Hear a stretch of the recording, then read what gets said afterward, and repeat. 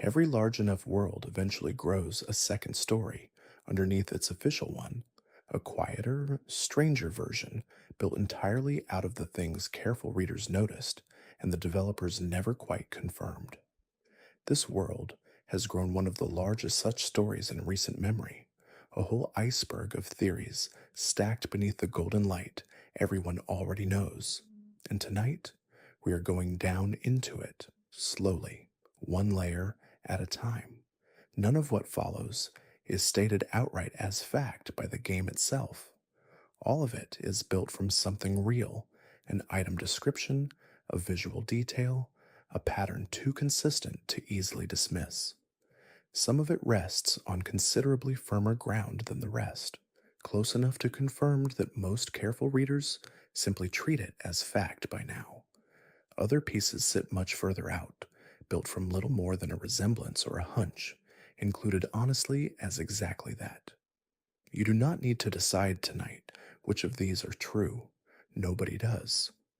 That uncertainty is the entire reason this iceberg exists at all, and the entire reason it is still growing, new fragments still being noticed, connected and argued over, long after this game's own official story reached its ending. Let your body go heavy, let the room hold you, and let's start at the surface, with the theories so widely accepted by now that most players forget they were ever theories at all. Chapter 1: The Surface Theories Everyone Already Half Believes.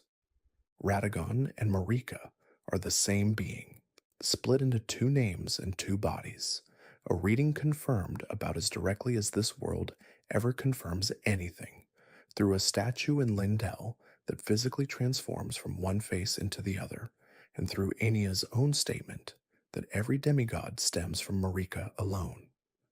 That confirmation is worth naming plainly at the very start of this list, because it sets the bar every other theory tonight is measured against.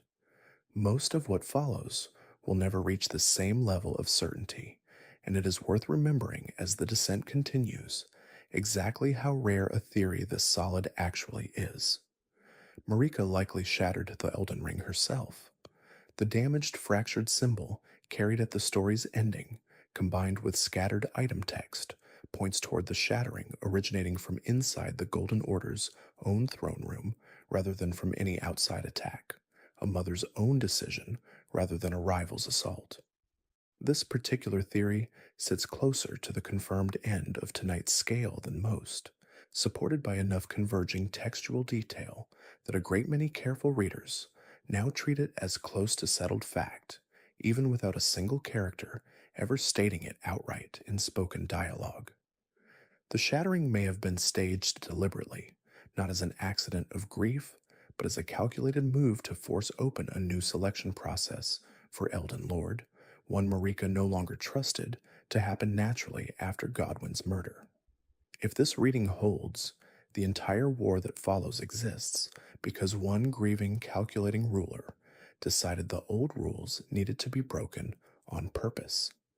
This reading has become one of the more widely favored interpretations among careful readers of this world, supported by enough circumstantial detail, timing, motive, and Marika's own subsequent actions that it now sits close to the confirmed end of tonight's scale, even without a single direct confession anywhere in the text. Melina is very likely connected to Godwyn, possibly something grown from what remained of him after his death. The suggestion is never stated outright, but her offer to burn herself as fuel for the Erdtree and the Deathroot iconography surrounding both of them make the connection difficult to read any other way once you are looking for it. This one sits comfortably in the strongly supported range, evidenced enough that most careful tellings of Melina's own story treat the connection as essentially assumed background context by now, even while the exact nature of that connection remains open to further, more specific interpretation. The two fingers are not neutral guides. Their entire function is selecting whichever Tarnished is most likely to serve the Greater Will's continued interests, dressed up as a fair, open contest when it may function considerably more like a rigged selection process from the very beginning. This reading rests on a reasonable inference from their stated role, rather than on any single direct piece of confirming text, placing it slightly below the most solid theories gathered so far tonight, though still built from something considerably more substantial than pure speculation. Torrent is not simply a horse. His unique ability to genuinely die, shared only with the ancestral spirits found deep underground, and his identical jump animation to the ancestral spirit boss suggest he is tied to that same primordial bloodline, rather than being an ordinary summoned mount at all. This theory rests on genuinely specific, checkable evidence, matching animations, and a matching unusual capacity for real death, which places it considerably higher on tonight's confidence scale than a simple visual resemblance would earn on its own. Let those familiar theories settle for a moment, the ones so widely accepted by now they barely feel like theories anymore. We're going a layer deeper now, into the tree everyone thinks they already understand. Chapter 2: Theories about the Erdtree and what grew beneath it. The Erdtree may not be the first of its kind. Deeproot Depths holds an entire second Erdtree already, dead, buried, and turned upside down, and Miquella grows a separate one of his own in the hidden land of shadow, suggesting the tree standing over Landil is one working example of a considerably older, repeatable pattern, rather than a singular, unique being. The Erdtree may be a parasite rather than a native growth, having overtaken an older, more fundamental source of life called the Crucible, feeding on the corpses tangled visibly in its own root network far underground. The Haligtree, a rival growth built by Miquella, would then represent a direct competitor to that same parasitic pattern rather than a simple copy of it. The buried Elden Beast, said to sleep beneath the Erdtree's own roots, may be the exact same creature eventually fought as the game's final boss, meaning the tree standing over every region you walk through, and the final confrontation waiting at the end of the story were never two separate things, only two different points along the same buried body. Many careful readers of this world's lore already treat this particular connection as functionally confirmed, given how directly the surrounding text describes the buried creature and how closely its description matches the final encounter, even though the game itself never states the equivalence in a single, unambiguous line. Grace itself may be recycled from the souls the Golden Order gathers rather than being generated freely, meaning every rest at a signpost throughout this entire world is drawing warmth from the dead who came before, a considerably less peaceful arrangement than the Golden Order's own theology ever admits to its followers.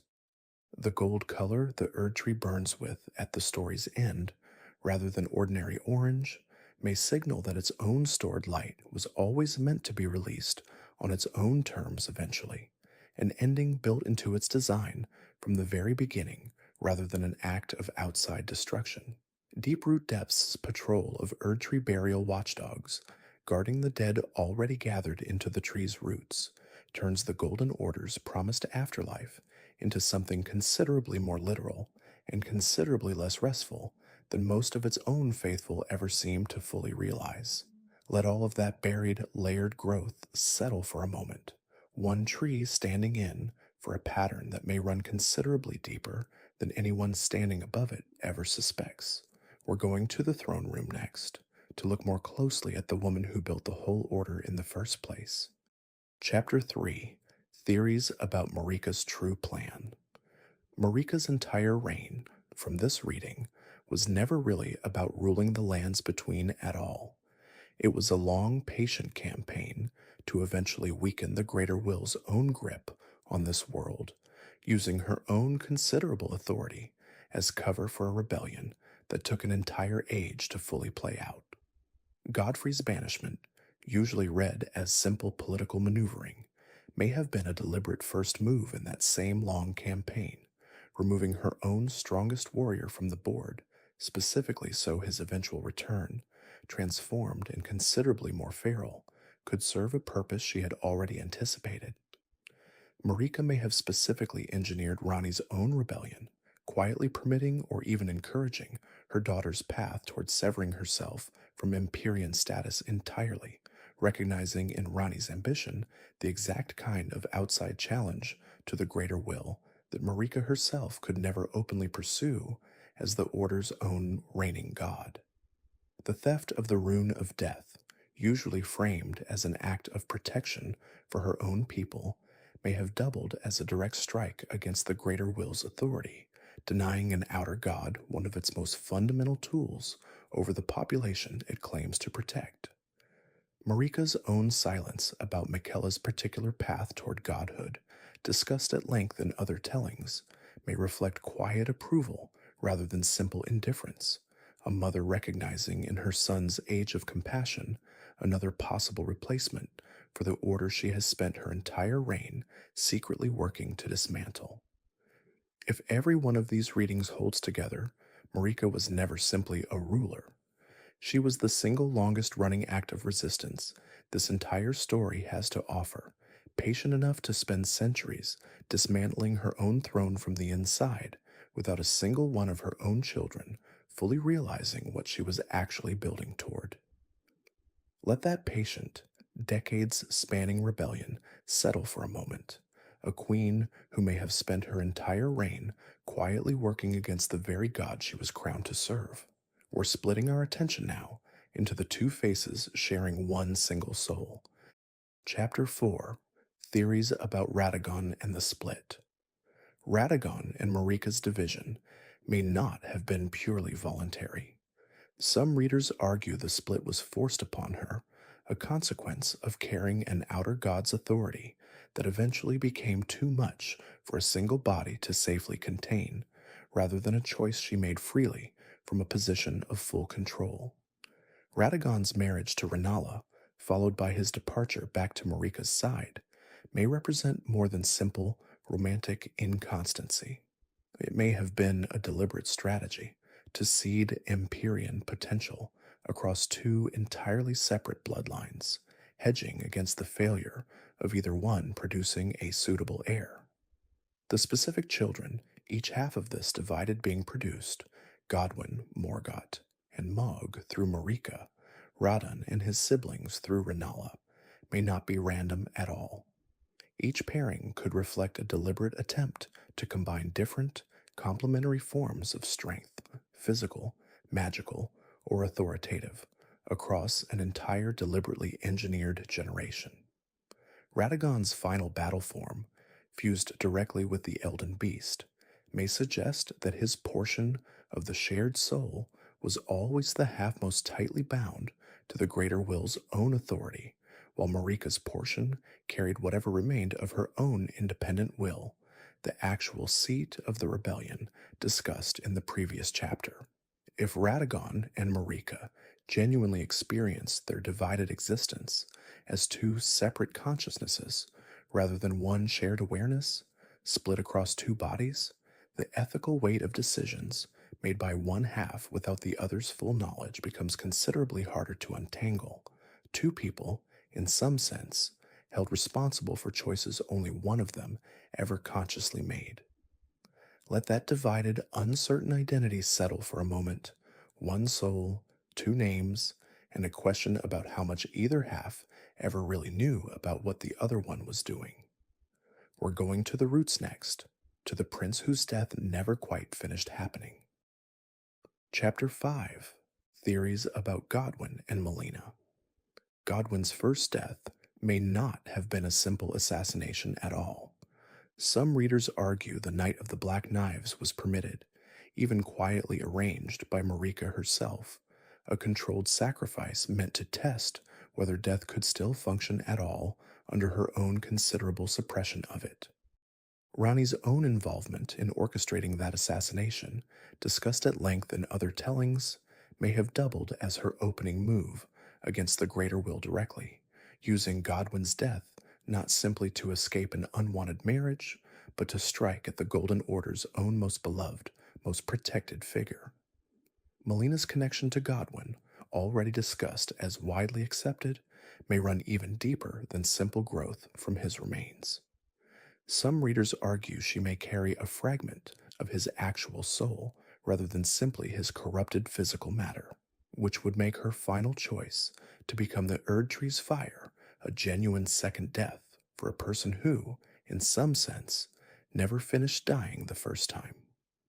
The death root spreading from Godwyn's buried body may not be a simple corruption at all, but an early, uncontrolled expression of exactly the kind of power destined death is later shown capable of wielding cleanly, a preview of what real death looks like when it returns to a world that has spent generations without it.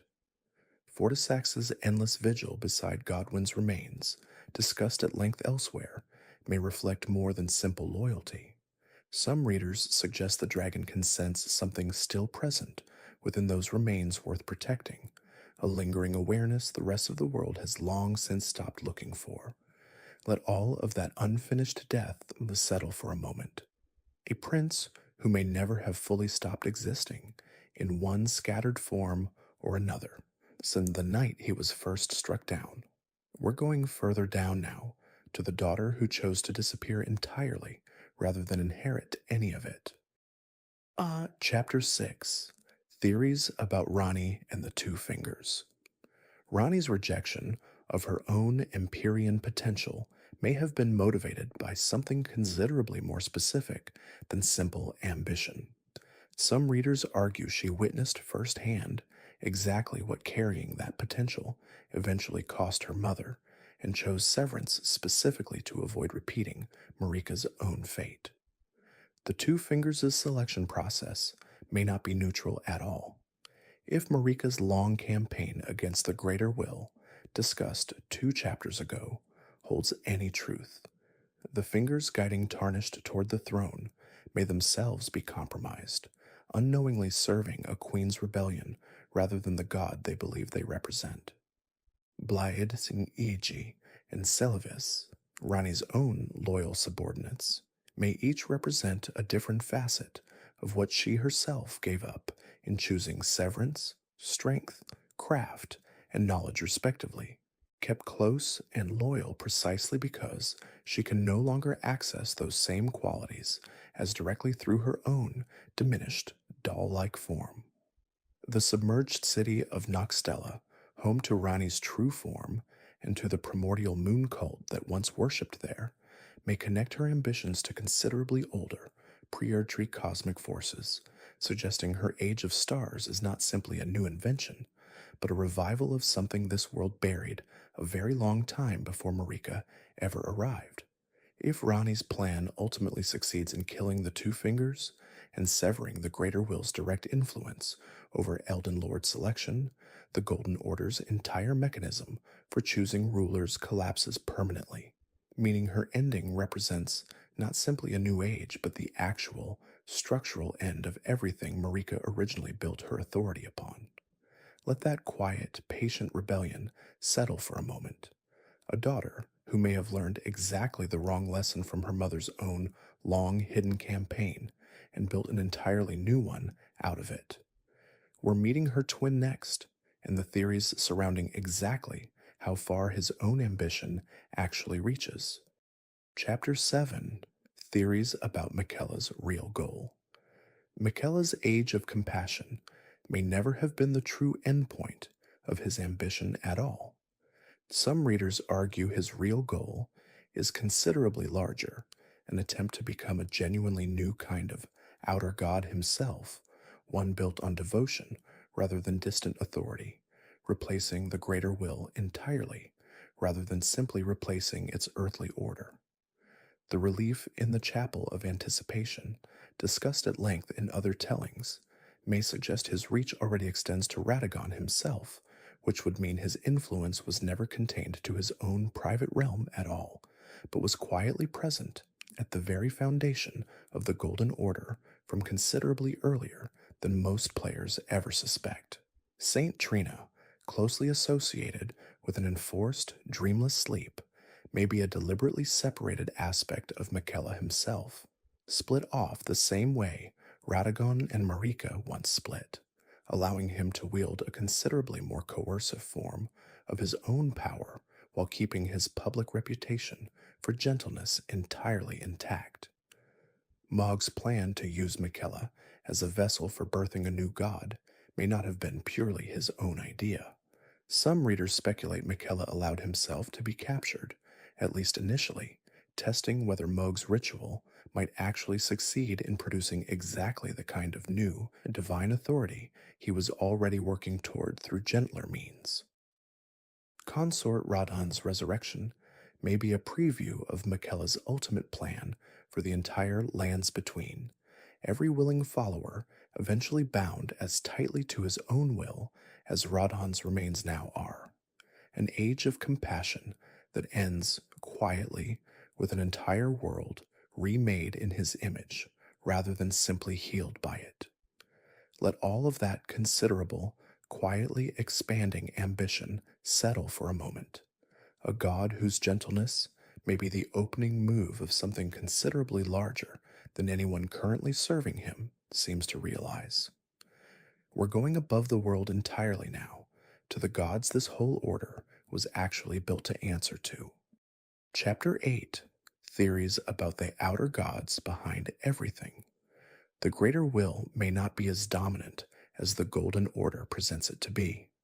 Other outer gods, tied to frenzy, to rot, to the moon, and to forces this world has barely named at all, suggest a considerably more contested cosmic landscape than a single unchallenged authority quietly running everything from behind the scenes.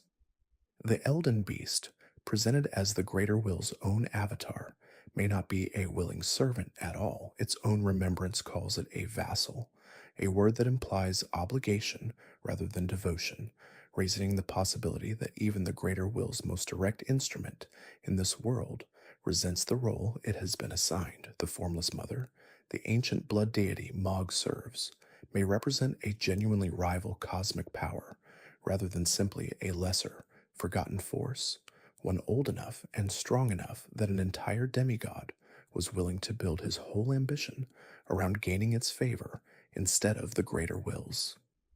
The Frenzied Flame's opposition to the Greater Will may not be simple chaos for its own sake. Some readers argue it represents a genuine philosophical position, however extreme, that the layered, hierarchical order the Greater Will maintains is itself the deeper problem, and that true freedom requires unmaking hierarchy entirely, rather than simply replacing who sits at the top of it. If several outer gods are genuinely competing for influence over this one world, every major conflict discussed across this entire story, Marika against the Order, Ranni against the Fingers, Miquella against everyone maybe, underneath its more personal motivations, a proxy war between considerably larger, considerably older cosmic interests that were never fully explained to any of the mortal or semi-divine figures caught fighting on their behalf. Let that vast, contested cosmic landscape settle for a moment, an entire war of gods, playing out quietly behind every single conflict this world lets you actually witness up close. We're going back down to the ground now to a theory about the very event that broke it. Chapter 9: Theories about the Shattering being staged. The Shattering's official story, a war between demigods following Godwyn's murder, may conceal a considerably more deliberate origin. Beyond Marika's own possible role in starting it, some readers argue several demigods may have known, or at least suspected, that the entire conflict was being quietly encouraged from above, rather than arising purely from their own grief and ambition. Radagon's return to active leadership during the Shattering, after his earlier departure to marry Rennala, may not have been a simple response to crisis. Some readers suggest his return was timed deliberately, ensuring the war concluded in a way that served a larger plan rather than being allowed to resolve, however the demigods themselves saw fit. The specific order in which demigods fell during the Shattering, and the specific territories each surviving demigod ultimately claimed, may not have been random. Some readers argue the entire conflict's outcome maps suspiciously well onto whatever configuration of power would best serve Marika's own eventual goals, discussed at length 2 chapters ago. Rykard's complete withdrawal from the war, retreating to Volcano Manor, and effectively removing himself from the wider conflict may have been a calculated decision to preserve his own strength for a longer game, sensing that the Shattering was not the real fight worth having his full attention. If the Shattering was genuinely staged in whole or in part, the war that reshaped this entire world's geography and politics for an entire age becomes something considerably sadder than a family tearing itself apart from grief. It becomes a controlled demolition, dressed up convincingly enough that even the people fighting and dying inside it never fully realized whose actual plan they were serving. Let that staged, controlled catastrophe settle for a moment, an entire age defining war that may never have needed to happen quite the way it did. We're meeting the demigod who stopped the sky itself next, and a theory about exactly how he managed it. Chapter 10: Theories about Radahn and the Stars. Radahn's feat of physically halting the stars may not have been achieved through raw strength alone.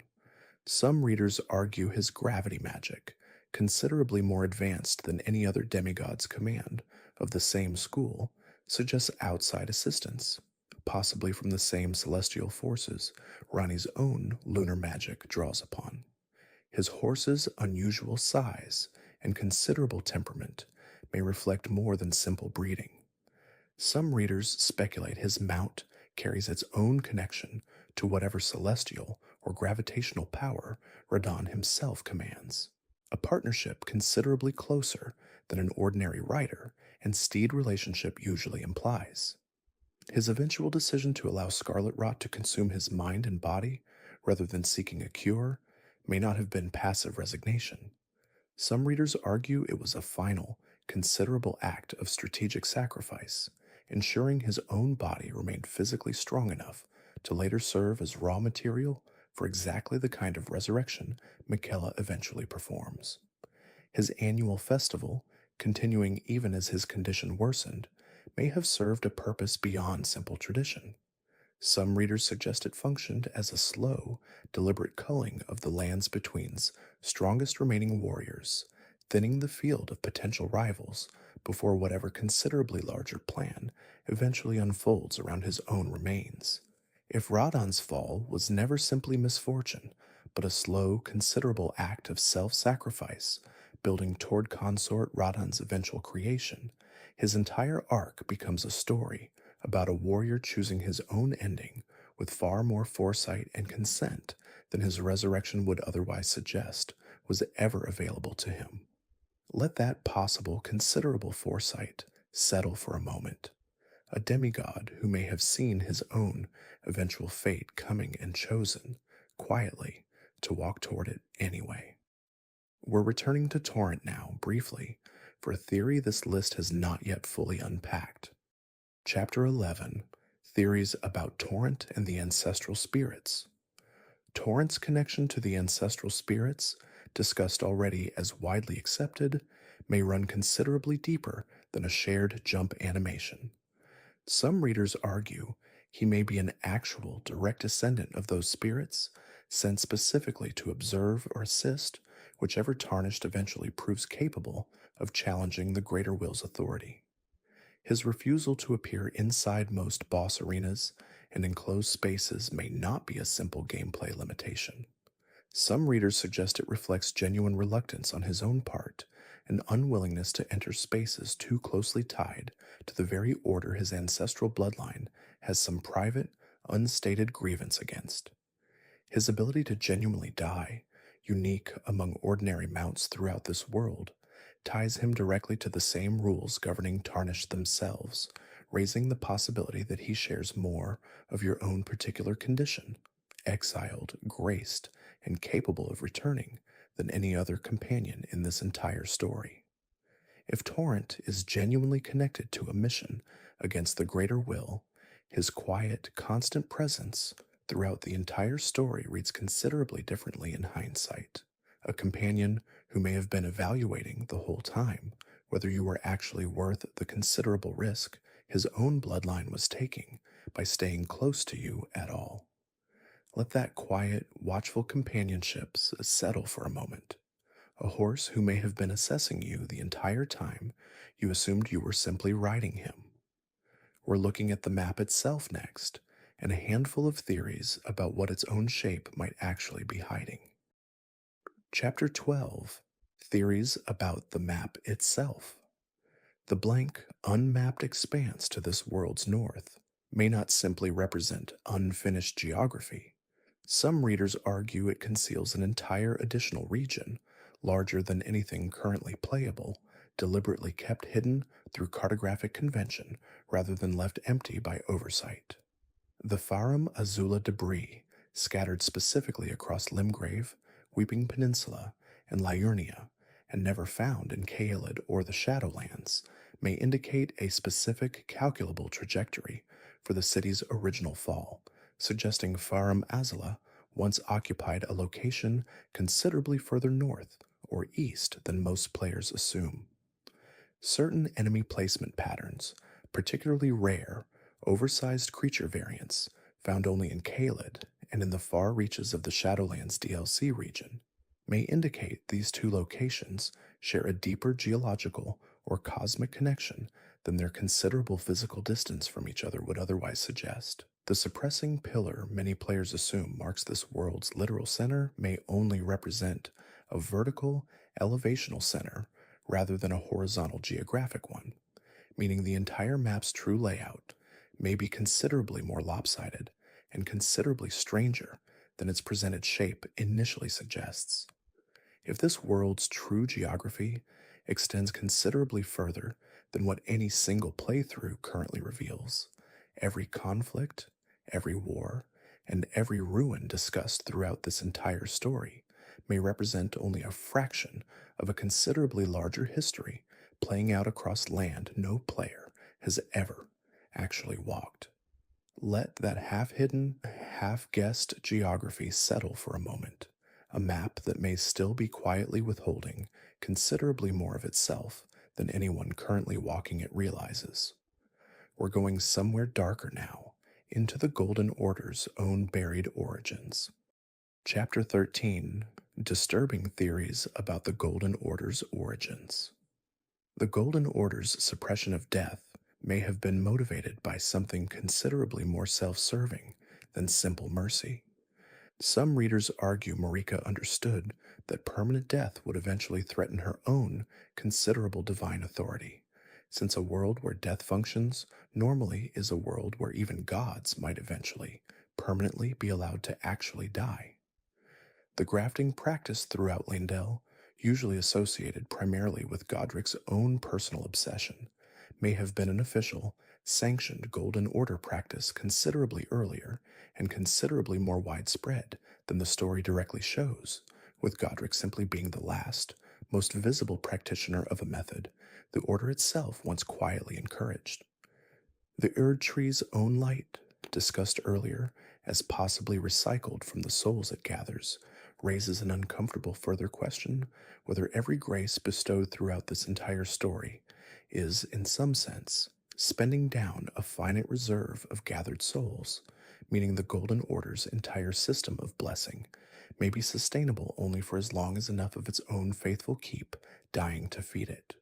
The Empyrean bloodline itself, capable of housing an outer god's authority, may have been deliberately cultivated by the greater will over generations, breeding a considerable ongoing supply of potential vessels, rather than simply blessing a bloodline that arose naturally on its own.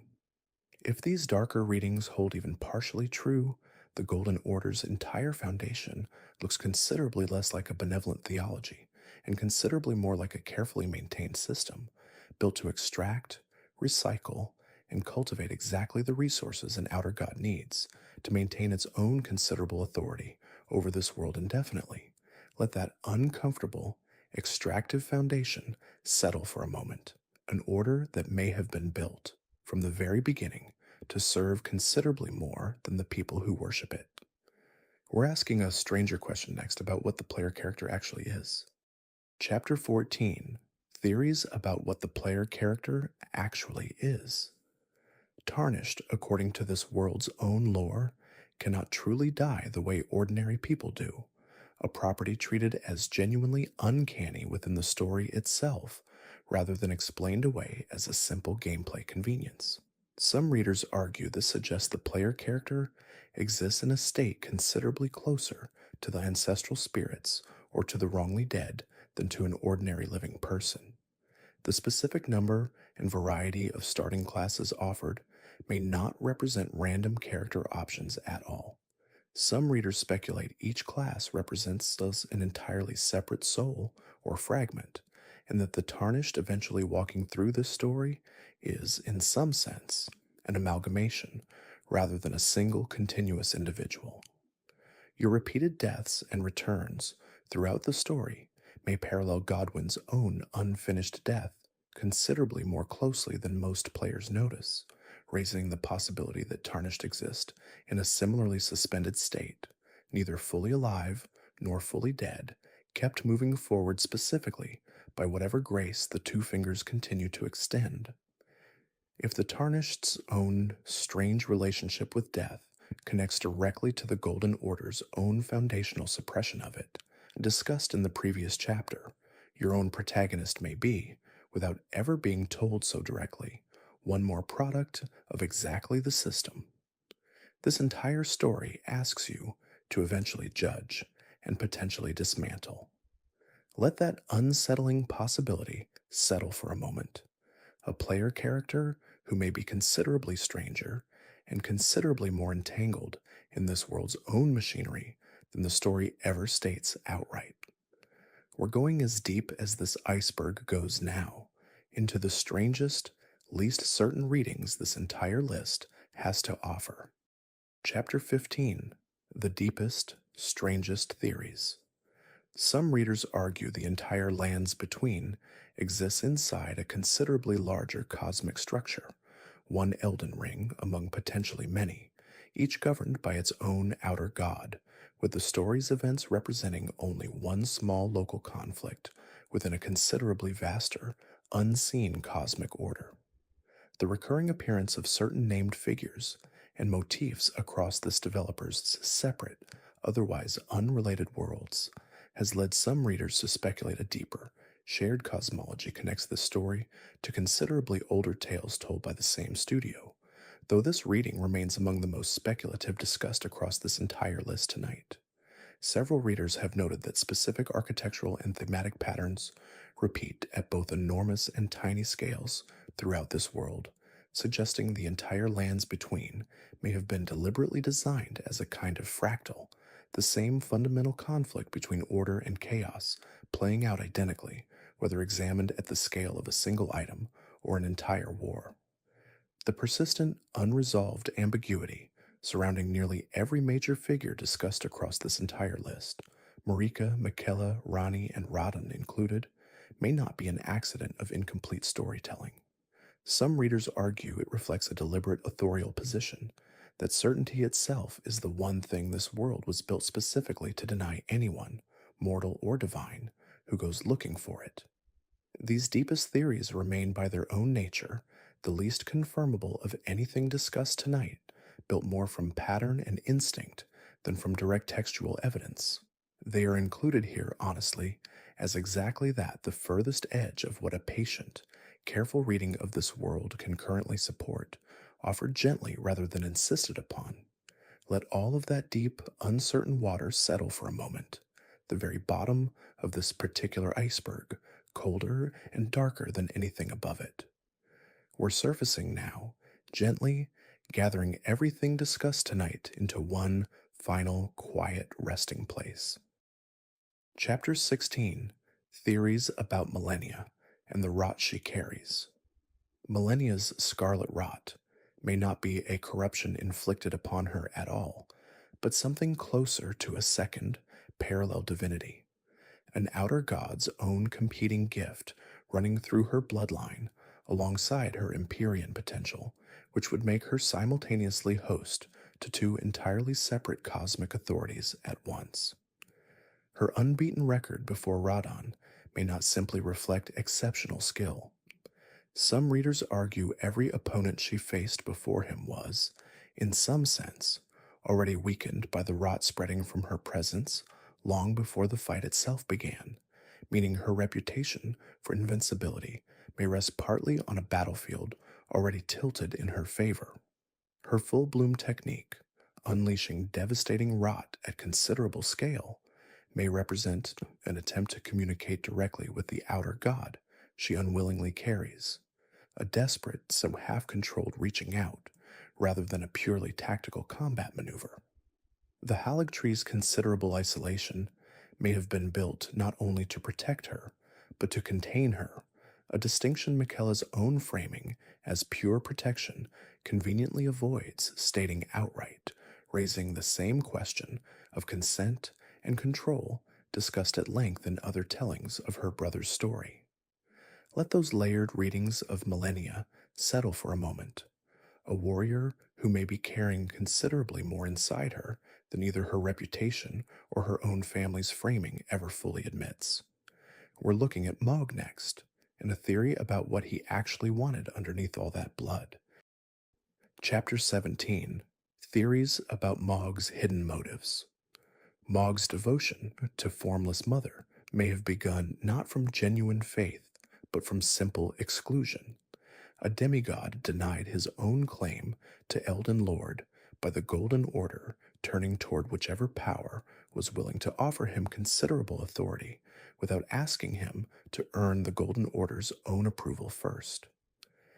His plan to birth a new god using Miquella's body may not have been purely personal ambition. Some readers argue Formless Mother itself may have guided him toward that specific plan, an ancient blood deity attempting to claim a portion of the Greater Will's own considerable influence by any means available. His palace's deliberate considerable trap, luring invaders in with the promise of an easy fight, may reflect more than simple defense. Some readers suggest each captured invader was intended as raw material for his ritual too, meaning his hunger for power extended considerably beyond Miquella alone. If Mohg's ambition was ultimately guided by Formless Mother's own considerable will, rather than arising purely from his own resentment, his entire arc becomes a story about a demigod who thought he was seizing power independently while actually serving as one more vessel for a considerably older, considerably hungrier god working through him the whole time. Let that uncertain, borrowed ambition settle for a moment. A demigod who may never have been quite as independent as his own considerable cruelty made him appear. We're looking at the fingers themselves next, the ones who choose without ever fighting. Chapter 18, Theories about the Fingers. Themselves. The two fingers' physical, unsettling appearance, rarely shown clearly, may reflect a form the Greater Will itself considers most efficient for communication rather than any attempt at concealment, meaning their strangeness is simply what direct contact with an outer god actually looks like, stripped of any comforting disguise. The shift from 2 fingers to 3, marking the frenzied flame's creeping influence into their ranks, may not have been a sudden corruption. Some readers argue the frenzied flame had been quietly present within their organization for considerably longer than the story directly shows, only becoming visible once its influence finally outweighed the Greater Will's own weakening grip. Certain smaller hostile creatures found crawling in dark corners throughout this world, closely resembling the benevolent fingers in shape, may represent failed or corrupted attempts at creating more intermediaries, evidence that the Greater Will's own methods for producing these vessels are not as reliable or as controlled as the finished functioning fingers would suggest. If the fingers themselves are genuinely fallible, capable of corruption, capable of being wrong about who deserves grace, the entire foundation of legitimate rule in this world becomes considerably shakier than the Golden Order ever admits to its own faithful. Let that shaky, fallible foundation settle for a moment, hands in the dark that may be considerably less certain of their own choices than anyone kneeling before them ever suspects. We're meeting D and his brother next, and a theory about which of them you actually met first. Chapter 19, Theories about D and his twin brother. D, Hunter of the Dead, is eventually revealed to have an identical twin brother, and some readers argue the game deliberately never confirms which brother a player actually meets at any given point, meaning your entire relationship with D may be split unknowingly between two different people without you ever fully realizing it. Their identical armor and near identical dialogue may not simply reflect twins raised similarly. Some readers speculate the brothers deliberately impersonate each other as part of their shared hunt, using the confusion to their own tactical advantage against the wrongly dead they pursue. Their shared obsession with hunting those who live in death may stem from a personal loss the story never states directly. Some readers suggesting a family member of their own became one of the wrongly dead, giving their crusade a personal motivation the game leaves entirely to inference. Let that quiet, doubled mystery settle for a moment. Two brothers so similar that even a patient player may never be entirely sure which one they actually spoke to. We're meeting Fia next, in a theory about how deliberately her own compassion differs from Miquella's. Chapter 20, Theories about Fia and the Wrongly Dead. Fia's compassion toward the wrongly dead may be a direct, deliberate answer to Miquella's own, considerably more complicated brand of compassion, discussed at length in other tellings. The story offering two very different models of care side by side, specifically so a player can compare them directly. Her deathbed companions, gathered gently rather than commanded, may represent this world's clearest example of devotion earned rather than magically assisted, small creatures who choose to remain with her entirely of their own will, without any comparable mechanism to Miquella's own charm magic involved. The taint she passes to her champion, marking them physically in exchange for guarding her, may be this world's way of insisting that even the gentlest kind of care still carries a cost, honestly disclosed rather than hidden, a detail some readers connect directly to the broader questions about consent discussed at length elsewhere. Let that honest, disclosed compassion settle for a moment. A woman whose care for the wrongly dead may be this entire world's clearest example of love, offered without any hidden mechanism underneath it. We're looking at the Haligtree next, and a theory about what it was really built to hide. Chapter 21, Theories about the Haligtree and its purpose. The Haligtree's considerable isolation, hidden behind an obscure medallion split into two unrelated regions, may have been designed less to protect Malenia specifically, and more to keep an entire, independent power base away from the Golden Order's own attention, a rival Erdtree quietly growing where Marika's own considerable influence could not easily reach it. Its eventual rot, consuming the very tree meant to shelter the family living within it, may symbolize something considerably larger than a simple accident. Some readers, reading it as proof that no attempt to build an alternative to the Erdtree, however well intentioned, can ever fully escape the same corruption plaguing everything else in this world. If the Haligtree's fall was inevitable from the moment it was planted, Miquella's entire strategy of building private, isolated sanctuaries rather than confronting the Golden Order directly may represent a fundamental miscalculation, one his considerably larger land of shadow may simply be repeating at a much greater scale. Let that inevitable, spreading rot settle for a moment, a sanctuary that may have been doomed from the very seed it was grown from. We're going back to the beginning of everything next, to the dragon who ruled before any of this existed. Chapter 22, Theories about Placidusax and the Age Before This One. Placidusax's reign as Elden Lord, predating the current Golden Order entirely, may have ended not through simple betrayal, but through an early, considerably less successful version of exactly the kind of rebellion Marika herself later attempts against the greater will, other dragons turning against him for reasons this world never fully explains. His fractured, diminished current state, no longer fully connected to his own tale, may mirror Radagon and Marika's own division considerably more closely than most players notice, suggesting divided, fractured identity may be a recurring cost of holding Elden Lord authority across every single age this world has ever passed through. If Placidusax's own ancient rebellion failed for reasons similar to whatever ultimately threatens Marika's considerably later attempt, his fallen reign functions as a quiet warning built directly into this world's own deep history, one every subsequent challenger to the current order may be unknowingly repeating. Let that ancient cautionary reign settle for a moment. A dragon whose fall may already contain the answer to whether Marika's own rebellion was ever going to succeed. We're meeting Maliketh next, in a theory about what carrying Destined Death has actually cost him. Chapter 23, Theories about Maliketh and Destined Death. Maliketh's dual nature, shifting between a primal, beast-like form and a more disciplined divine true form, may reflect an ongoing internal struggle between the raw crucible inheritance he shares with figures like Gurunk and the more controlled loyalty he has sworn to the greater will's own considerable authority. His fierce defense of destined death, refusing to let it be returned to the world, may stem from more than simple duty.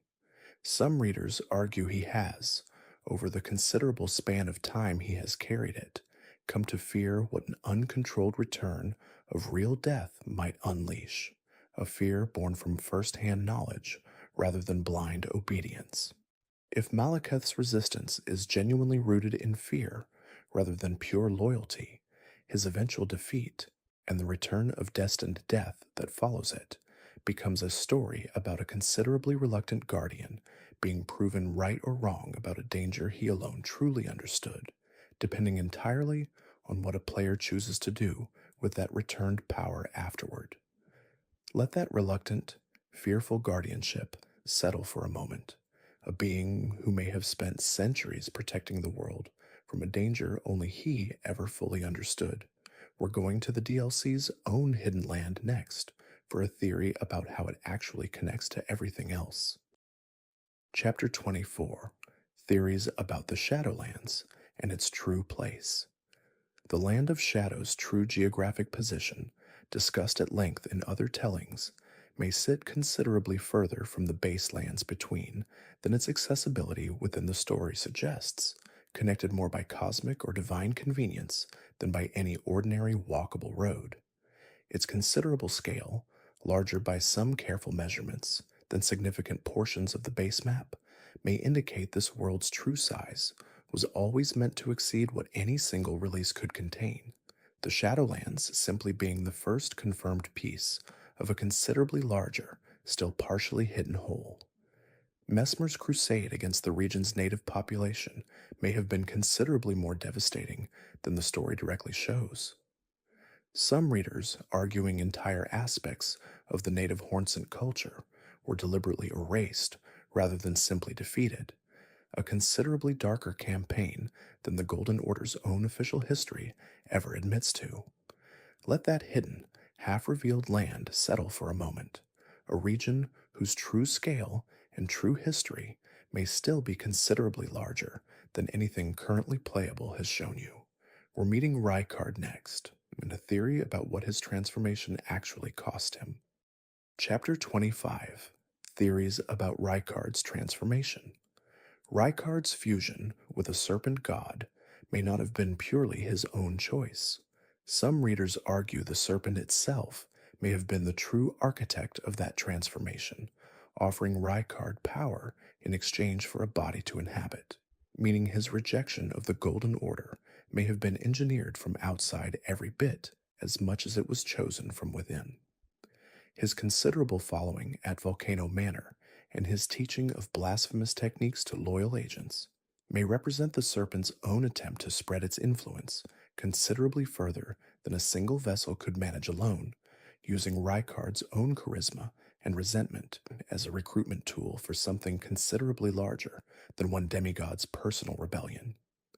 If Rykard was never fully in control of his own transformation, his story becomes a cautionary parallel to Miquella's own considerable ambition, discussed at length elsewhere, two demigods who each sought power outside the Golden Order's own rules, and each may have paid a considerably steeper price for it than either fully understood at the time.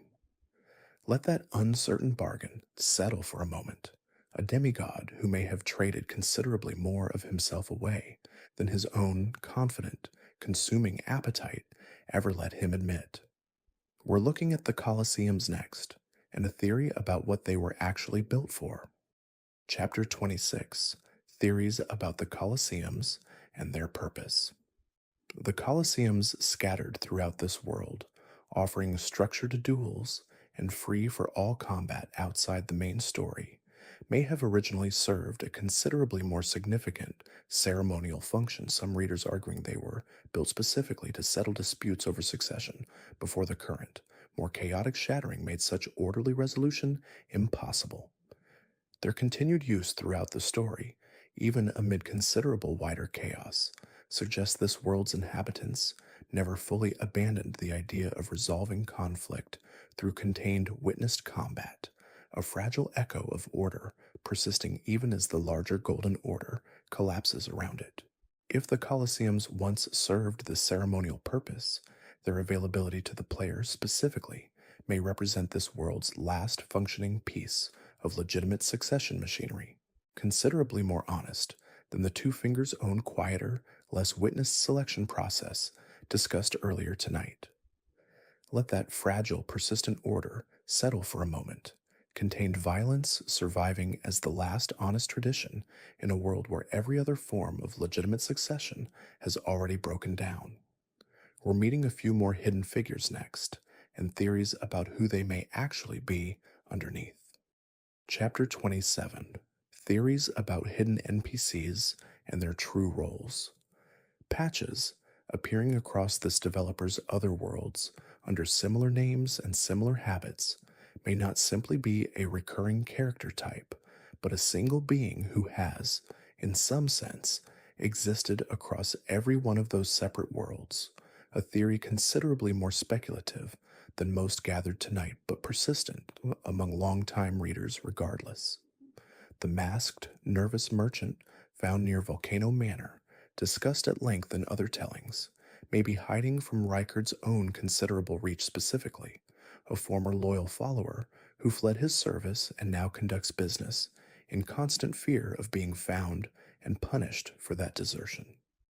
Bach the seamster's gentle, earnest dream of becoming a great tailor may conceal a considerably sadder history, some readers suggesting his current modest ambition represents a scaled-down version of a much larger dream, already lost to circumstances the story never directly explains. Let all of those small, hidden histories settle for a moment, quiet lives carrying considerably more behind them than their brief, easily missed appearances ever fully reveal. We're closing tonight's iceberg now, gathering everything gathered across this entire long descent into one final, quiet resting place. Chapter 28: Theories about Godfrey and Hoarah Loux. Godfrey's transformation into Hoarah Loux upon his eventual return may not represent a simple shedding of civilized restraint. Some readers argue Hoarah Loux was always his true, original self, and that Godfrey, the composed Elden Lord, was the performance, carefully maintained for exactly as long as Marika's order required it of him. His banishment, discussed at length in other tellings as possibly deliberate on Marika's part, may have secretly suited him as well. Some readers suggest a warrior built for conquest rather than governance, found considerably more comfort in exile and eventual return to raw combat than he ever found sitting on a throne. If Hoarah Loux represents his genuine, unrestrained self, rather than a corruption of who he once was, his final battle becomes less a story about a fallen king reclaiming lost glory, and more a story about a warrior finally being allowed to stop pretending to be something he was only ever wearing as a considerable, exhausting costume. Let that unmasked, exhausted relief settle for a moment. A king who may have wanted his own banishment considerably more than his official history ever admits. We're looking at Rennala's academy next, and a theory about how much power she actually kept hidden there. Chapter 29: Theories about the Academy and Rennala's True Power. Rennala's rule over the Academy of Raya Lucaria may extend considerably further than simple scholarly governance. Some readers argue her considerable command of lunar magic makes her one of the few figures in this entire story capable of directly opposing Ranni's own Age of Stars, should their two visions for the future ever come into open conflict. Her rebirth mechanic, offered openly to any willing Tarnished, may represent more than a simple gameplay convenience. Some readers suggest each rebirth quietly strengthens her own considerable magical reserves, meaning every player who accepts her offer may be, in some small way, feeding a power she has been patiently accumulating since long before any Tarnished ever arrived at her door. If Rennala has spent the considerable time since her marriage to Radagon quietly building toward her own independent authority, separate from both her former husband and from Marika's shadow, her eventual role in this world's unfolding future may be considerably larger than her current, somewhat isolated position within the story suggests. Let that quietly accumulating power settle for a moment. A queen who may be building towards something considerably larger than anyone currently gives her credit for. We're going to Volcano Manor next, and a theory about who is actually in charge there. Chapter 30: Theories about the Volcano Manor Hierarchy. Volcano Manor's structure, presenting Tanith as its public face, while Rykard remains hidden below, may reflect a deliberate division of labor considerably more calculated than simple secrecy. Some readers argue Tanith holds considerably more independent authority than her public role as a simple recruiter would suggest. The considerable variety of assassination targets sent to loyal agents throughout the story may not simply serve Rykard's own personal grudges. Some readers suggest certain targets were selected specifically to weaken potential threats to the Golden Order more broadly, meaning Volcano Manor may function as a hidden enforcement arm even while publicly opposing that same order. If Volcano Manor's true purpose is considerably more complicated than simple rebellion against Golden Order rule, its relationship to the wider conflicts discussed throughout tonight's telling becomes considerably harder to place neatly on any single side of this world's many competing interests. Let that complicated, dual purpose settle for a moment, a rebellion that may be quietly serving the very order it claims to oppose. We're descending underground next, to the buried cities and a theory about what they were really hiding from. Chapter 31: Theories about Nokron and the Eternal Cities. Nokron, the Eternal City buried beneath the surface, may have been deliberately hidden rather than simply lost to time. Some readers argue its considerable population fled underground specifically to escape the Golden Order's own early expansion, making its current isolation a form of ongoing, silent resistance rather than a simple historical accident. Mohg's rule over this buried city may represent a considerably calculated choice on his part, claiming a domain the Golden Order has never fully mapped or controlled, giving him a base of power considerably harder for Landal's own forces to threaten directly.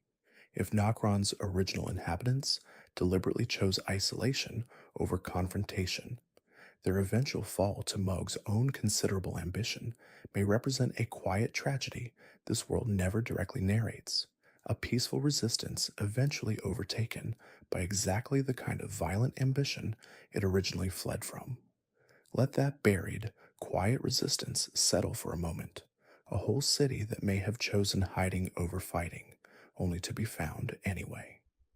We're meeting the Giants next, in a theory about how much of their history the Golden Order actually erased. Chapter 32: Theories about the Fire Giants race. The Giants, reduced to near extinction by the Golden Order's own considerable military campaigns, may have once rivaled dragons and gods in scale and standing, A history some readers argue the current order has deliberately minimized, preferring to remember them as a defeated, lesser threat rather than as genuine former rivals for authority over this entire world. The fire giant's lone vigil, guarding the flame capable of ending the Erdtree's entire age, may represent more than simple duty. Some readers suggest he holds knowledge of exactly how that flame might be used against the Golden Order, specifically, knowledge his now scattered people can no longer collectively act upon. If the giants once posed a genuine, considerable threat to the Golden Order's authority, their near total destruction may represent one of this world's largest, least discussed atrocities, buried beneath a much more visible focus on the more recent shattering discussed extensively elsewhere. Let that erased, minimized history settle for a moment. An entire once great race reduced to a single, dying guardian and a mountain of frozen bones. We're meeting Gowry next, and a theory about where his true loyalty actually lies. Chapter 33, Theories about Gowry and his true allegiance. Gowry's choice to serve Fia's cause, discussed at length in other tellings, may not represent his final or only allegiance. Some readers argue his considerable knowledge of alchemy and his earlier presence among the serpent-worshipping cult near Volcano Manor suggest a more complicated history than his current, settled devotion to the wrongly dead lets on. His willingness to disguise himself so thoroughly, hiding inside a jar for what the story implies was a considerable stretch of time, may reflect more than simple caution. Some readers suggest he was actively hiding from a specific past allegiance, one he abandoned but has not yet fully escaped the consequences of. If Gowry's current loyalty to Fia represents a genuine change of heart rather than his original path, his story offers a rare example in this world of someone successfully choosing a gentler allegiance after starting somewhere considerably darker, a possibility of change this world otherwise rarely extends to its more established figures. Let that possible hard-won change settle for a moment. A man who may have walked away from something considerably darker to end up serving something gentler instead. We're looking at spirit ashes next, and a theory about who they really were before they were ashes. Chapter 34, Theories about the spirit ashes and who they really are. Spirit ashes, summoned to fight briefly on a player's behalf, are described in their own item text as genuine remnants of the dead, bound and diminished, and some readers argue this description should be taken considerably more literally than most players initially assume. Each summon a real, if diminished person, rather than a simple gameplay construct. Certain named summons, tied directly to characters encountered elsewhere in the story first, confirm this reading is at least partially accurate, raising the uncomfortable question of how many of the unnamed, more generic ashes were also, once, as specific individuals whose full stories simply never made it into the finished game. If every spirit ash represents a genuine remnant of someone who once lived, the sheer number of them scattered throughout this world suggests a death toll considerably larger than any single war or conflict discussed throughout tonight's telling could fully account for on its own. Let that considerable, us largely unnamed death toll settle for a moment. Hundreds of diminished souls called back into one more fight they never asked to be part of. We're looking at the consecrated snowfield next, and a theory about what it was really hiding from. Chapter 35, Theories about the consecrated snowfield's hidden history. The consecrated snowfield's considerable isolation, hidden behind an illusory wall, missable on a normal playthrough, may have been maintained deliberately by the Golden Order specifically to prevent its own faithful from discovering what actually happened there. Some readers suggesting the region hides evidence of an even earlier Golden Order failure than the Shattering itself. Its frozen, preserved state may not be purely environmental. Some readers argue the cold itself was maintained deliberately, a kind of vast, unstated grave marker for something the Golden Order wanted permanently, physically sealed away rather than simply forgotten. If the snowfield's true history involves an earlier catastrophe, the Golden Order successfully covered up, its considerable isolation stops looking like a natural consequence of remote geography and starts looking like one more piece of deliberate concealment, consistent with everything else discussed about this order's own considerable history of hiding its failures. Let that frozen, deliberate concealment settle for a moment. An entire region that may exist primarily to keep an older failure permanently buried under snow. We're meeting the Albinaurics next, and a theory about their true connection to grace itself. Chapter 36: Theories about the Albinaurics.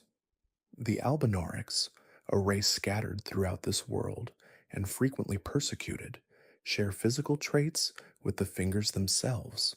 Some readers arguing this resemblance is not coincidental, but indicates a shared, considerably older origin, an earlier, more numerous form of exactly the kind of intermediary being the greater will currently maintains in far smaller numbers. Their persecution throughout the story, particularly evident in certain regions, may reflect the Golden Order's own discomfort with a population that resembles its most sacred intermediaries too closely, a fear of being reminded exactly how strange and inhuman the true source of their own grace actually is. If the Albinaurics represent an earlier iteration of the Finger's own bloodline, their scattered, persecuted survival throughout this world preserves a piece of the greater will's own history. The current Golden Order would very likely prefer nobody ever connected together. Let that uncomfortable, persecuted resemblance settle for a moment. A whole population who may carry, unknowingly, the same blood as the hands guiding every Tarnished toward a throne. We're closing tonight's iceberg now, truly, gathering everything gathered across this considerable descent into one final, quiet resting place. Chapter 37: Theories about Sir Gideon Ofnir's True Knowledge. Gideon Ofnir, the All-Knowing, positioned at the Round Table Hold as a source of guidance for every Tarnished passing through, may know considerably more than he ever directly shares. Some readers argue his eventual hostile confrontation late in the story suggests he was testing Tarnished all along, withholding his fullest knowledge from anyone he judged not yet ready or not worthy to receive it. His considerable library of collected knowledge, gathered from across the entire lands between, may include information about the greater will's true weaknesses that he has deliberately never shared with any single Tarnished, hoarding it either out of caution or out of his own private ambition to use it himself eventually. If Gideon's true role was always closer to gatekeeper than to genuine ally, every piece of guidance he offers throughout the story deserves to be reread with the same suspicion this entire telling has extended to nearly every other seemingly benevolent figure discussed tonight. Let that quiet, gatekeeping suspicion settle for a moment. A scholar who may have been testing you the entire time, you assumed he was simply helping. We're looking at the Round Table Hold itself next, and a theory about what it actually is.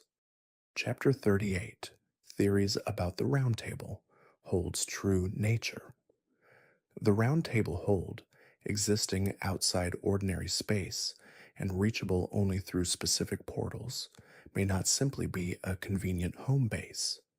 Some readers argue it exists in a state deliberately maintained by the Two Fingers, a pocket reality kept separate specifically, so its considerable population of hopeful Tarnished never fully realize how contained and observed their entire experience actually is.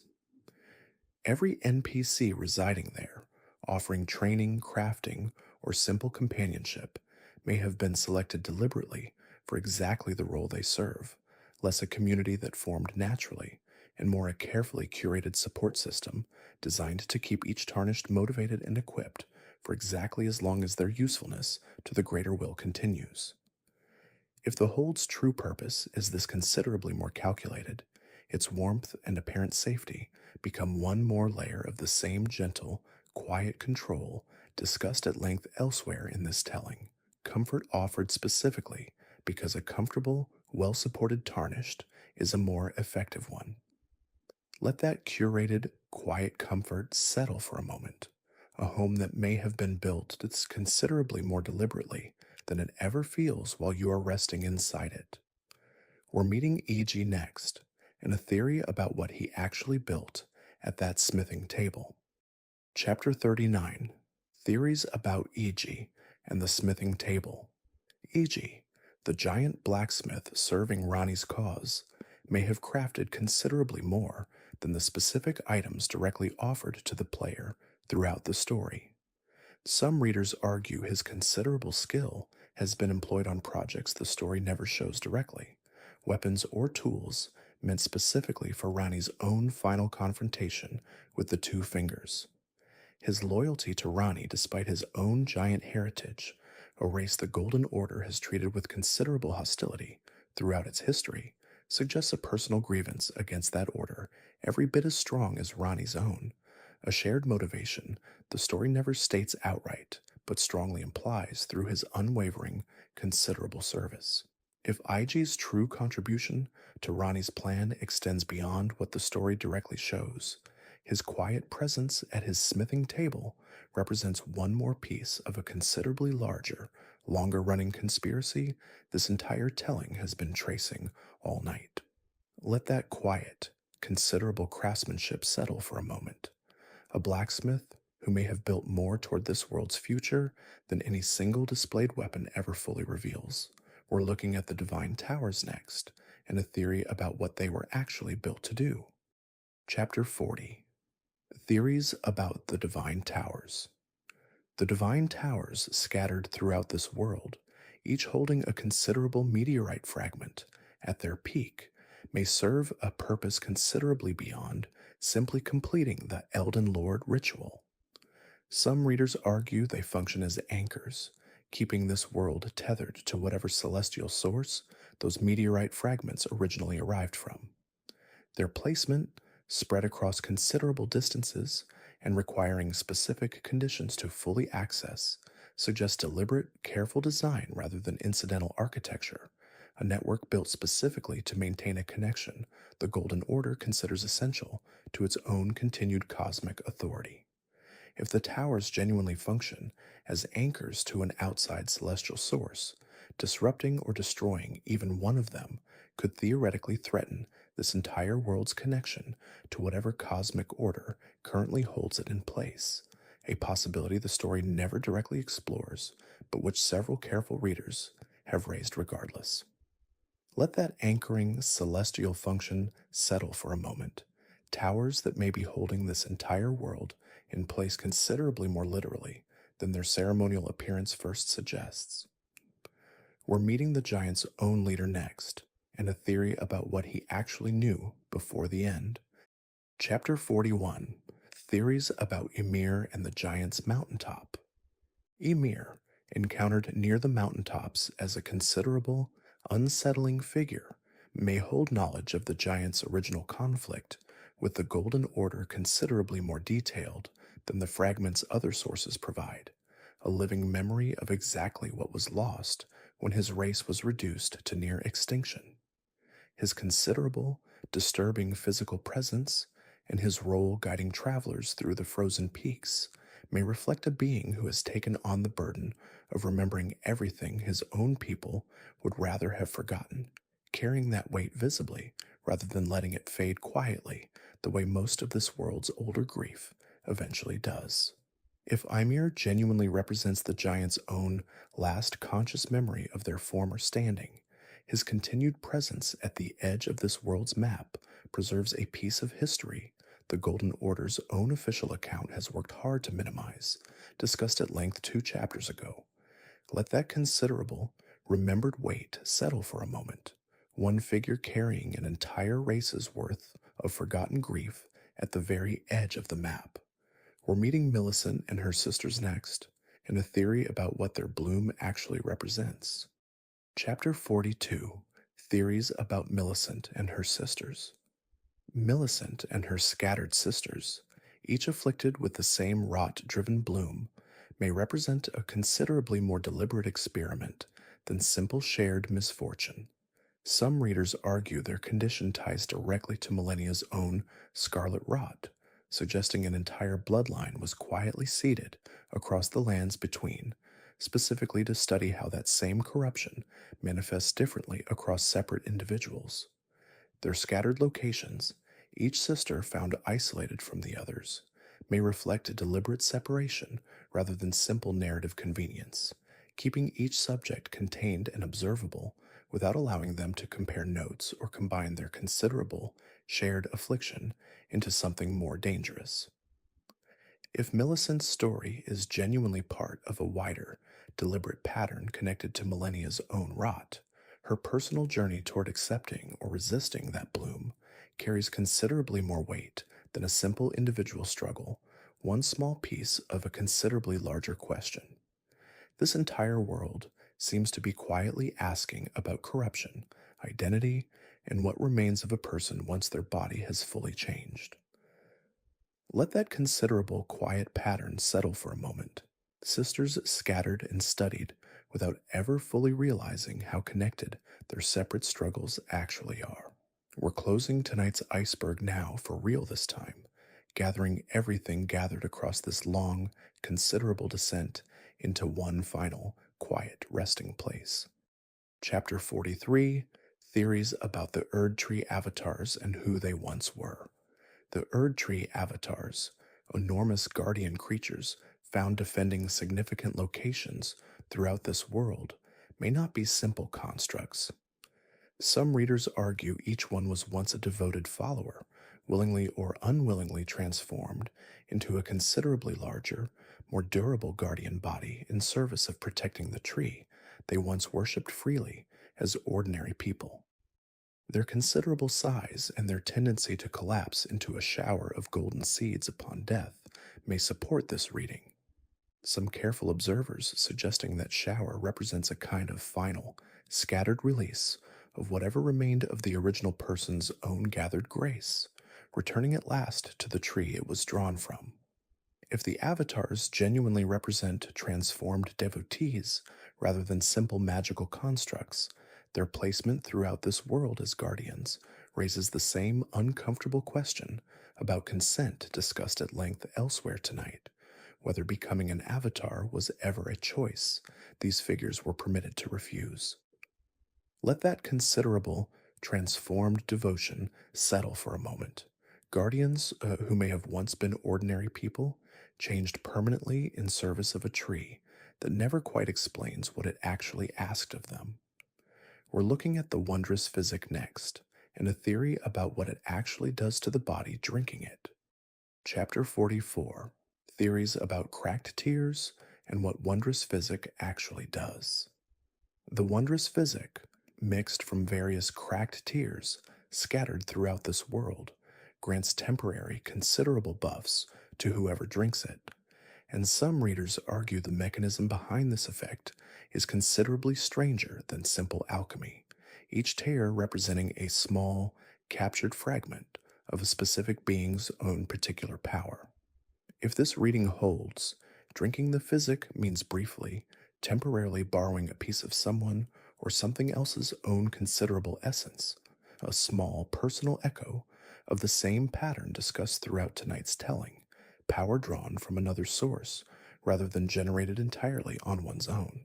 Certain rarer, more powerful tears, tied directly to specific named figures or locations, may carry a correspondingly larger fragment of that source's own considerable nature, which would explain why some combinations produce effects considerably more dramatic than others, despite superficially similar preparation. Let that borrowed, temporary power settle for a moment. Small captured fragments of considerably larger beings, carried quietly in a flask and consumed without much thought for where they actually came from. We're going deeper underground next, past Nokron, to cities this world has barely named at all. Chapter 45, Theories about the Nameless Cities Below Nokron. Beneath Nokron, and beneath the considerable ruins already explored throughout the story, some readers argue entire additional layers of civilization remain effectively unexplored, hinted at only through scattered environmental detail and item text referencing locations and peoples never directly shown or named in the finished game. The sheer verticality of this world's underground spaces, discussed at length in other tellings, suggests a considerable depth of history stacked directly beneath the surface, layer after layer of civilization rising and falling long before the Golden Order ever claimed dominion over the land above them.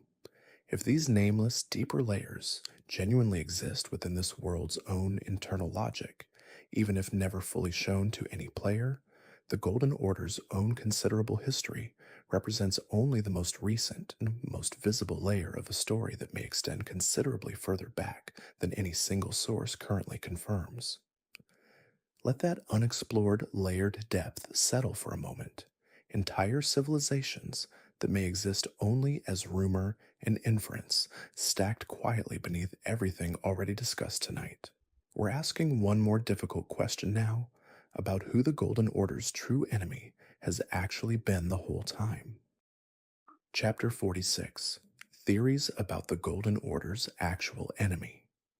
Every conflict discussed across this entire telling, the Shattering, Ranni's rebellion, Miquella's quiet ambition, Rykard's transformation, may share a single underlying thread some readers argue has never been fully named, that the Golden Order's true, ongoing enemy was never any single rival demigod, but the fundamental instability of suppressing something as basic as death in the first place. Every rebellion discussed tonight, whatever its stated individual motivation, could be read as a symptom of that same underlying instability. Different figures reaching, each in their own particular way, toward restoring a natural order, the Golden Order's own foundational choice, removed from this world generations ago. If this reading holds, the Golden Order was never actually fighting Marika, or Ranni, or Miquella, or any other single figure. It was fighting the simple, considerable fact that no order built on denying something as fundamental as death can remain stable indefinitely, no matter how carefully its authority is maintained. Let that fundamental, unstable truth settle for a moment. An order that may have been fighting its own foundational contradiction the entire time, dressed up as a war between individual gods and demigods instead. We're closing tonight's iceberg now, finally, completely, gathering everything gathered across this considerable, patient descent into one last resting place. Chapter 47: Theories about the Frenzied Flame, Ending and What Comes After. The Frenzied Flame ending, in which a Tarnished becomes the vessel for total, world-unmaking chaos, may not actually represent a final, permanent conclusion the way its own considerable finality suggests. Some readers argue the specific outer gods behind that flame have attempted similar unmakings before. In other cycles, this world's own layered history only hints at.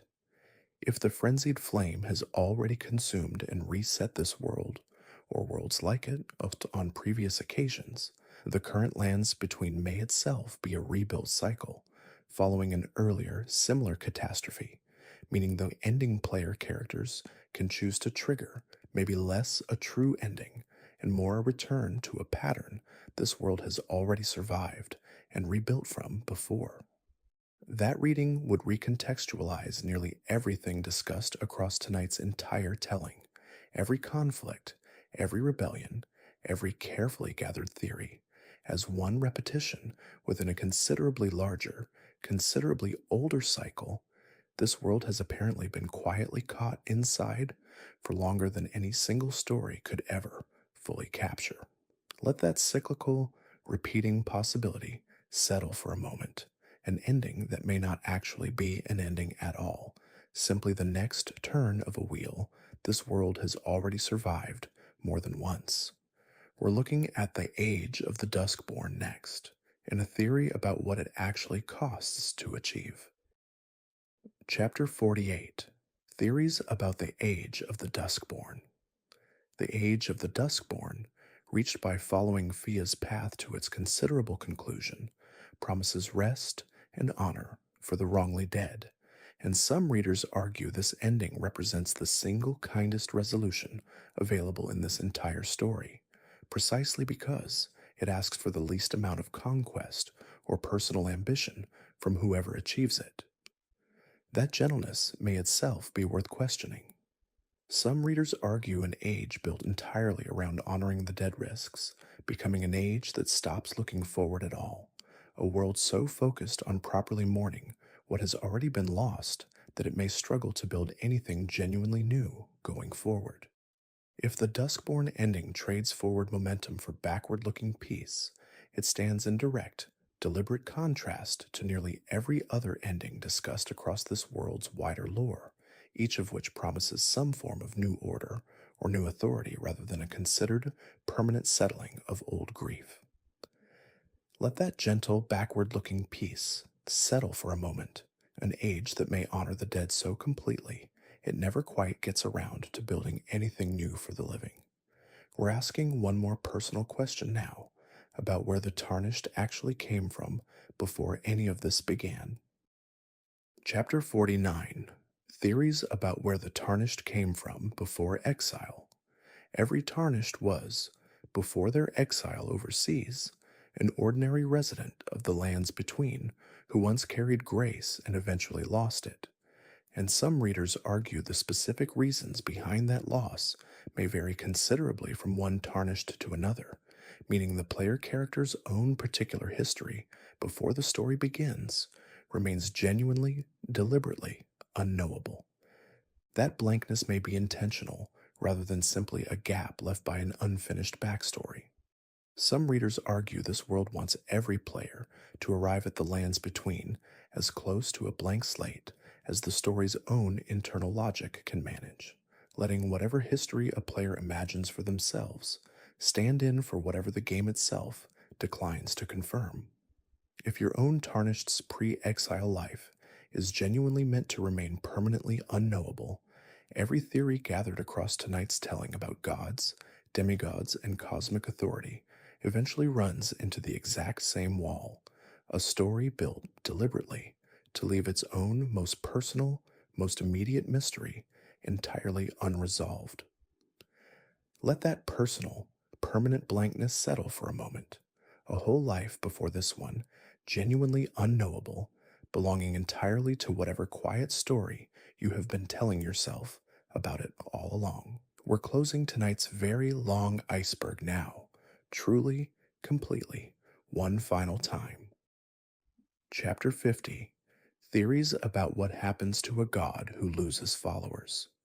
Several figures discussed across tonight's telling, Placidusax chief among them, once held considerable divine or near divine authority that has since faded, and some readers argue this world's own rules suggest a god's power is directly tied to how many followers still believe in and support that authority, rather than being an inherent, unshakable property of divinity itself. If belief and worship genuinely sustain divine power in this world, every faction discussed tonight, the Golden Order, Ranni's growing following, Miquella's considerable congregation in the Land of Shadow, is engaged in something considerably more consequential than simple political rivalry, an ongoing, quiet competition for the actual raw material divine authority is built from. This would explain why so many figures throughout this story invest so heavily in gathering devoted followers rather than simply relying on personal strength alone. Malenia's unbeaten record and Radahn's stopped stars included, since raw combat ability alone may not be enough to sustain genuine, lasting authority without a considerable, loyal following behind it as well. Let that considerable quiet competition for belief settle for a moment. Every god and demigod in this story engaged in the same underlying struggle to remain worth believing in. We're asking one more question about language itself now, and what the word tarnished was always actually describing. Chapter 51: Theories about the meaning of tarnished itself. The word tarnished, applied to every exiled wanderer without grace, may carry a meaning considerably more literal than most players initially assume. Some readers argue the term describes not simply a loss of golden light, but a genuine physical tarnishing, a slow corrosion of whatever divine or semi divine quality once marked these exiles as worthy of grace in the first place. If tarnishing genuinely represents ongoing corrosion rather than a single completed loss, every tarnished walking through this story may be in a continuous, slow process of further decay, their eventual return of grace at the story's opening, representing a temporary reprieve rather than a full permanent restoration. This reading would explain why so many NPCs throughout the story treat Tarnished with such consistent suspicion, not simply because of the historical precedent set by the Knight of the Black Knives discussed earlier, but because something about an actively tarnishing being reads instinctively as wrong to everyone still holding their own considerable, undiminished golden favor. Let that slow, ongoing corrosion settle for a moment, a title that may describe a process still actively happening, rather than a single event long since finished. We're closing tonight's very long iceberg now, one final time for real. Chapter 52, Theories about the Erdtree's multiple guardians and why it needs so many. The Erdtree is defended by a considerable number of separate guardians across this story: the Elden Beast, various avatars, and numerous lesser defenders scattered throughout every region surrounding it, and some readers argue the sheer number suggests the tree's own authority is considerably less secure than its imposing golden presence over the entire map would otherwise imply. A genuinely unassailable, unquestioned authority would need considerably fewer defenders. That the Golden Order has felt compelled to layer guardian after guardian around its own central symbol suggests a deep, ongoing anxiety about exactly the kind of challenge this entire story ultimately allows a single Tarnished to mount successfully. If the Erdtree's defenses reflect genuine anxiety rather than simple, confident tradition, the entire Golden Order's public presentation of permanence and inevitability becomes, in hindsight, a performance considerably more fragile than it was ever allowed to look from the outside. Let that fragile, anxious performance settle for a moment, an order that needed considerably more protection than its own confident golden appearance ever let on. We're asking about the Finger's own fear next, a theory this list has not quite touched yet. Chapter 53, Theories about the Two Fingers' Own Fear. The Two Fingers, guiding countless Tarnished toward becoming the next Elden Lord, may be motivated by something considerably more urgent than simple procedural duty. Some readers argue their considerable ongoing search for a suitable candidate reflects genuine fear that the Greater Will's authority is weakening, and that finding a strong, loyal Elden Lord has become an increasingly desperate necessity rather than routine business as usual. The shift toward the Three Fingers and the Frenzied Flame's creeping influence, discussed at length earlier tonight, would only compound that fear, a guiding authority watching its own foundational organization become compromised from within, with fewer and fewer reliable options left for how to respond. If the Fingers are genuinely anxious, rather than calmly, confidently guiding events from a position of total control, every single Tarnished who ever answered their call, including whichever ending you yourself eventually chose, may have been considerably more important to the Greater Will's own continued survival than the story ever states directly. Let that considerable, desperate fear settle for a moment, hands in the dark that may have been considerably more worried than confident the entire time they were guiding you forward. We're closing tonight's iceberg now, for the very last time. Chapter 54, Theories about why this community keeps finding new connections. Years after this world's own initial release, careful readers continue to surface fresh connections between item descriptions, environmental details, and visual patterns nobody had previously assembled together, and it is worth asking why a single, finite game world continues yielding new theories at all, rather than eventually running dry, the way most stories do once thoroughly examined. Part of the answer is simply scale. This world contains an enormous, genuinely enormous quantity of individually written text, item by item, spread across a considerable map, meaning even years of dedicated attention has likely still not connected every single pairing some patient reader might eventually notice. Part of the answer may also be more deliberate.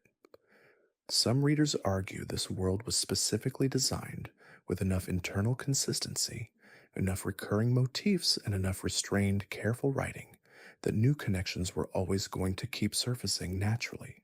An architecture built for exactly this kind of long, patient discovery rather than a single, complete read through. Whatever the explanation, the practical result is the same. This particular iceberg, gathered across tonight's very long telling, is very likely not yet finished growing, and whatever theories exist beyond the 100 gathered here tonight are, right now, still waiting for someone patient enough to notice them. Let that ongoing, unfinished growth settle for a moment. An iceberg that was very likely still growing somewhere while you were listening to this telling tonight. We're gathering everything discussed across this entire long descent now, one true, final time. Chapter 55 Theories about what happens the next time you play. Every theory gathered across tonight's telling changes, subtly, how a familiar location or conversation reads on a future visit to this world. Some readers describe an entirely different experience returning to the Chapel of Anticipation, or to Malenia's Haligtree, or to the Round Table Hold, once every connection discussed tonight has actually been heard and considered. That transformation is worth naming directly because it represents the actual, practical value of an iceberg this considerable. 100 unconfirmed theories cannot change what actually happens in this story. They can change, considerably, how closely you choose to look the next time you walk back through it, which small details you now pause on rather than simply pass by. Some readers describe this as the real reward of engaging seriously with a story's own unresolved uncertainty, not arriving at a final confirmed answer, but developing a considerably richer, more attentive way of experiencing the same world all over again, layered now with every question raised across a long, patient telling like this one. Whatever you choose to carry forward from tonight, even if it is only a single theory, a single detail you now cannot quite stop noticing, that is enough. This particular iceberg was never going to be fully mapped in one telling anyway. Let that quiet transformation settle now, whatever small piece of tonight follows you the next time you walk back through this world. We are gathering everything discussed across this entire long descent now, one true, final time. Chapter 56 A Few Last Threads, Gathered Loosely. Before this iceberg closes for tonight, a handful of smaller, looser threads deserve at least a brief mention. Theories too slight to earn their own full chapter, but too interesting to leave out entirely. Some readers argue the specific pattern of grace, signposts across certain regions, discussed briefly in other tellings, quietly maps the exact route the two fingers most want a Tarnished to take, meaning even wandering off the beaten path is, in its own small way, a quiet act of defiance against their guidance. Some argue the sparse grace coverage across regions already lost to rot or ruin, discussed at length elsewhere, is not simple narrative logic, but a genuine, if subtle, act of quiet abandonment on the finger's part, choosing not to encourage lingering anywhere they have already privately written off. Some argue the recurring image of hands throughout this world, the fingers, the giant petrified fingers found in ruins, the beastman's own extra digit granted by their god, forms a single considerable visual motif tying several otherwise separate cultures and eras together beneath one shared ancient origin. Some argue the specific weather patterns discussed in other tellings, rain, fog, and ash drifting through certain regions, are not simply atmospheric, but tied directly to the emotional or spiritual state of whatever god or demigod claims dominion over that particular stretch of land.